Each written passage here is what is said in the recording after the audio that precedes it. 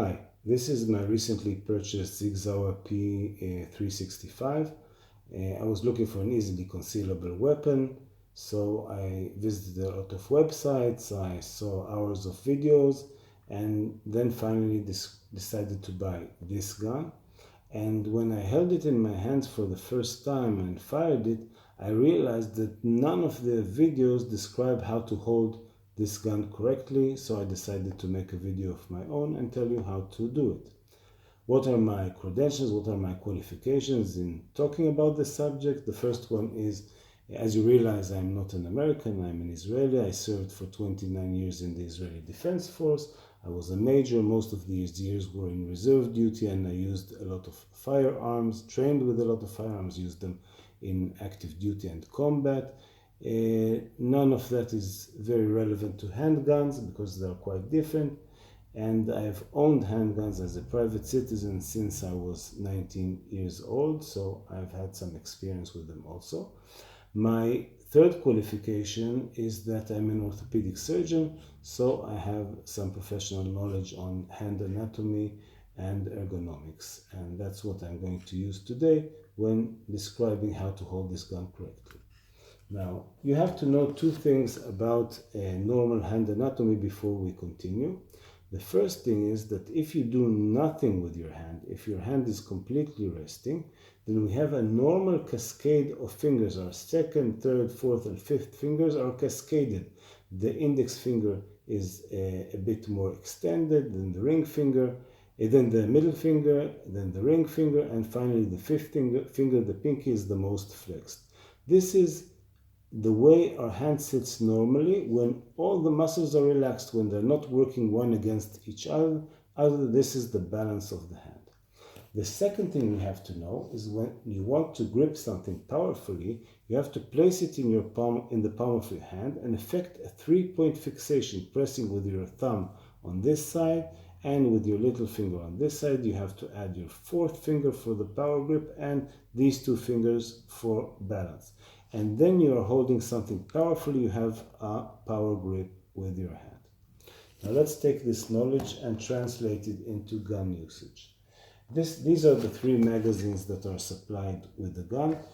This is a 10-round magazine with a flush bottom, a straight bottom. This is a 10-round magazine with an extended bottom. And this is a 12-round magazine with an even bigger extension at the bottom. So let's take the basic one, the shortest one, the one that sits flush with the bottom of the grip. Now, if you look at the grip, and all the videos will tell you, they'll tell you this grip is too short because it is shorter than what you would normally see in a gun. It's also much thinner, so when you put your hand around it, you feel like you're holding something which is too small. But actually, this is designed quite ingeniously, because if you want to effect a power grip with this, you put it in the palm of your hand, then you put your thumb over here in this recess and flex these two fingers, so you're effecting a 3-point fixation. This is stable. But now you have a problem. You have a problem because your little finger has nowhere to go. If we try to extend the fifth finger while flexing the other fingers, this causes a disbalance because we cannot extend only one finger because they are connected. I won't go into the anatomical details. We have to flex this finger also, so we're missing here something. That's why they give us the magazine with the extension.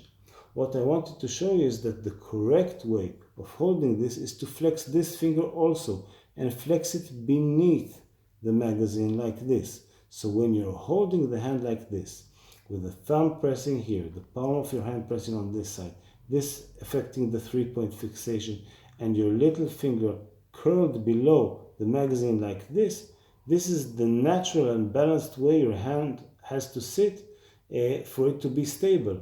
And this is very comfortable. This is comfortable, this is stable. You can shoot like this without any inconvenience, and you don't feel that this is too short.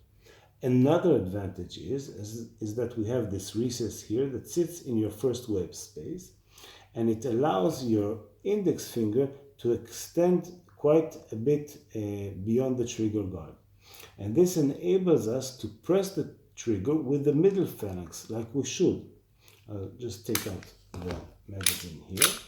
Now, when we shoot a gun, we don't shoot it with the tip, with the distal phalanx, we shoot it with the middle phalanx like this, and we squeeze it gently like that until we release the shot. This distance is perfectly suited for my hand, and my hands are relatively large. I use 8.5 gloves. You can compare the size of my hand to the size of this gun. You can see that even though my hands are relatively large, this is very comfortable for me.